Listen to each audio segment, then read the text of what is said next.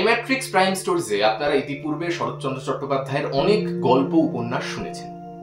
তার রচিত শ্রীকান্ত উপন্যাসটিকে বাদ দিলে শুভদা হচ্ছে তার অন্যতম দীর্ঘতম উপন্যাস, যেটিকে তিনি দুভাগে ভাগ করেছেন। অ্যানিম্যাট্রিক্স প্রাইম স্টোরিজে আপনারা শুনছেন শুভদা। দুটি পর্বেই আমি রয়েছি কথকের ভূমিকায়। কথকের ভূমিকায় কাজ করে গল্পটি থেকে আমি যা বুঝতে পারলাম, এটি সম্পূর্ণ একটি নাটকীয় উপন্যাস। আমার এই গল্পটিতে কাজ করে দারুণ লেগেছে।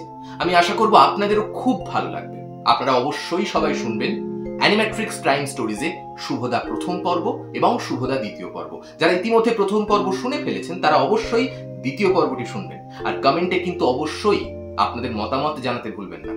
চ্যানেলটিকে সাবস্ক্রাইব করে দেবেন, বেল আইকনে অবশ্যই ক্লিক করে দেবেন আমাদের আগামী গল্পের নোটিফিকেশন পাওয়ার জন্য। ঠিকানা শুধুমাত্র অ্যানিম্যাট্রিক্স প্রাইম স্টোরিজ। শুনতে ভুলবেন না কিন্তু।